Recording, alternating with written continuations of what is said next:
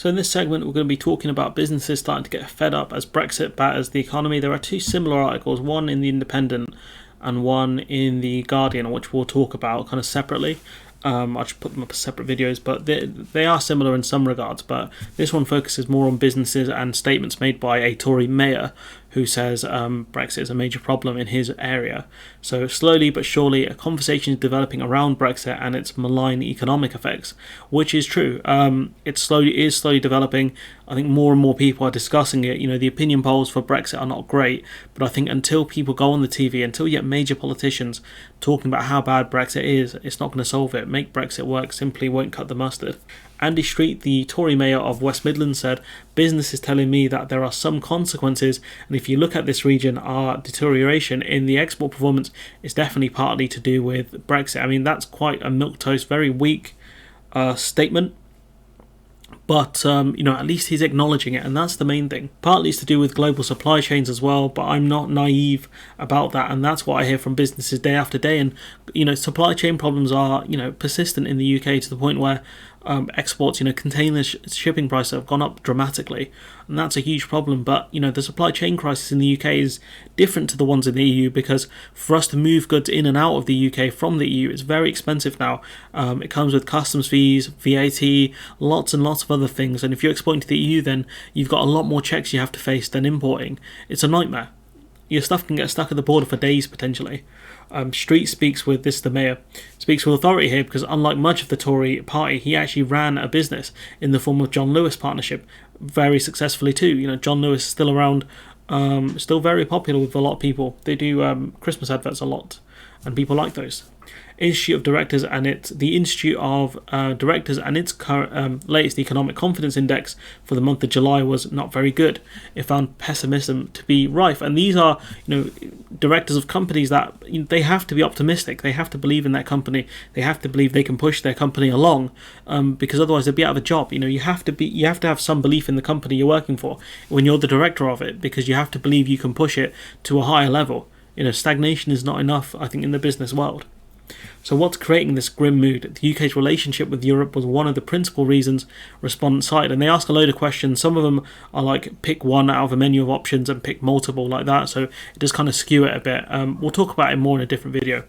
Alongside inflation and Britain's current political instability, so you've got three there, Brexit being one, relationship with Europe, alongside inflation, which is reportedly at 13%, I think, for the consumer price index. Well, in my personal opinion, it's way higher than that.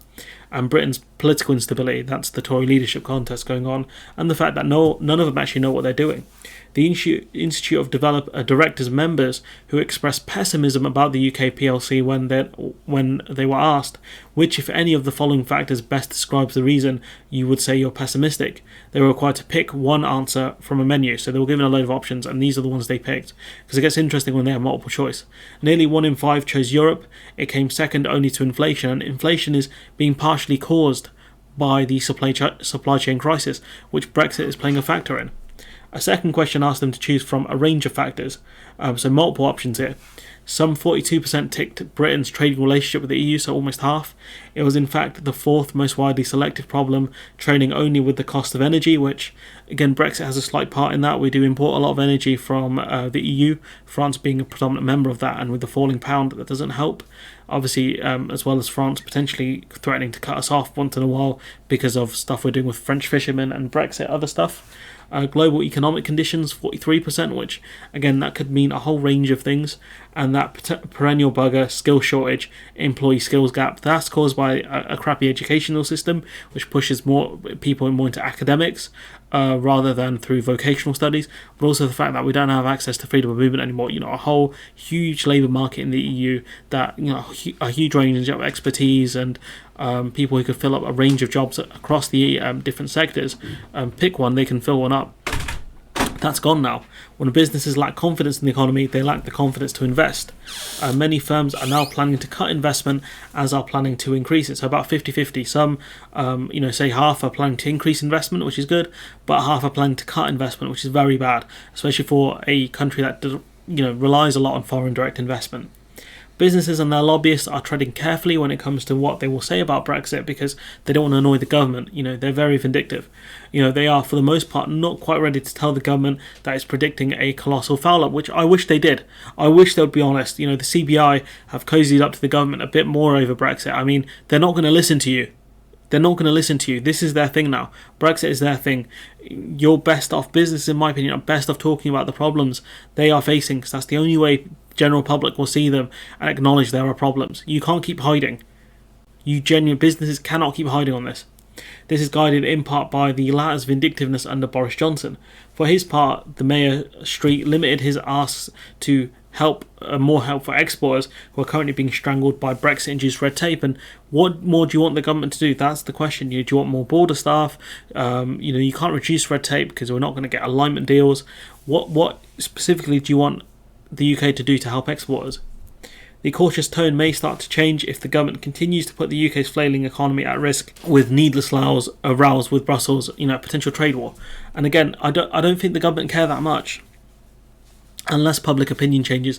The only way public opinion will change is if the government do something. If businesses talk more openly about this stuff, talk more openly about why prices are going up and why sectors are in decline. That's it.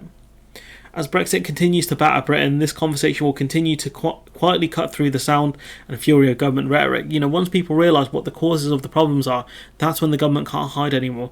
For now, they can hide behind the culture war, the EU being vindictive, global problems, etc. But if people talk about these issues more and were specific and explained it in easy to understand terms, I can see a narrative change happening. People will hear it because they can see what's happening with their own eyes, talking about the Brexit problems. The only way we can resolve this is by acknowledging things. The first way to solve a problem is to acknowledge we have a problem, and we haven't acknowledged it. But anyways, let me know what you think in the comments below. Like, comment, share, subscribe, support the channel on Patreon if you can, and hopefully I'll see you in the next one.